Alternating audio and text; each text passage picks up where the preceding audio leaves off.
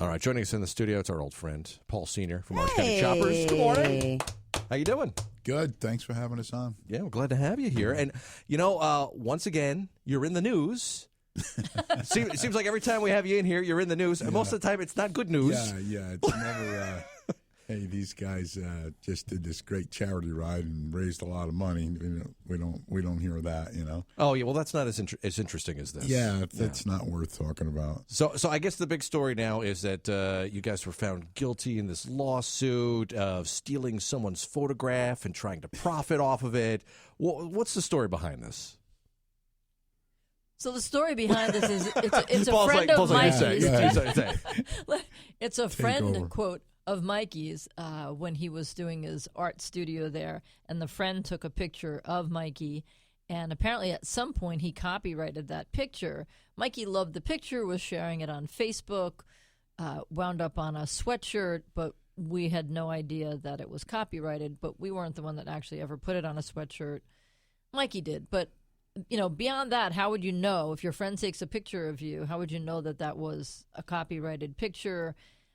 So it got shown, and it's really interesting because when you look at the lawsuit, of course, the lawsuit is Mikey Tuttle, OCC, Discovery, Pilgrim Films, but the only person that winds up in the news about this, who's the fifth down, is Paul Tuttle Sr.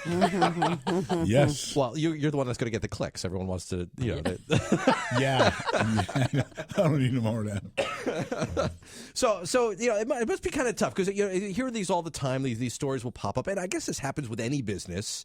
Some of these things will happen from time to time. I know there's something with a car recently that happened, and that wound up getting resolved, but no one heard about the resolution, right? That was the best. It's so depressing. It really is depressing because when one goes away, another one comes back, and it just seems like you really are a target. But it's so far from the truth. Even if you're not convicted or whatever you want to call it, they still, to the bitter end, they put you in a position like if you owed these people $5, they would say it's $5 million. And you stole this, and it's. I guess you could say whatever you want to say in a lawsuit, but it seems like we're always the target. So it's depressing, it's like one after another. Yeah, and this has been going on since the beginning. And I just remember from the very beginning, there's a lot of people here in the Hudson Valley that are so proud of OCC and the recognition you brought to the area. But there's also a lot of people that just are constantly just looking to tear you guys down. And I know, we'll post a story up on our Facebook page, and we'll get positive, and then we'll get these people that are just so angry. Yeah. All the time. Why do you think that is? I think they love to hate you, to be honest with you. I guarantee you that any one of those people, if I met them in person, they'd want to take a picture with me. Yeah. So it's kind of, I don't know. But they would sue you eventually for that. Right. Yes, exactly. Infringement. Yeah. Do you think it has something to do with maybe your character on the show and the way you were portrayed in the show? Because, you were obviously the villain in a lot of the episodes. And do you think that maybe people kind of mix that, entertainment reality with real reality? Yeah, I think absolutely. It's a reality. They don't realize that it's a show. It's TV. It's entertainment. Yeah. Yeah, and listen, is it real? It is real.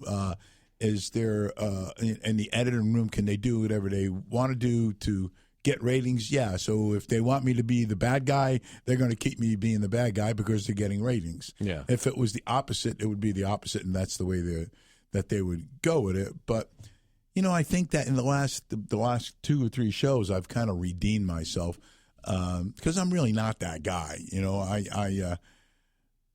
I only get mad once in a while.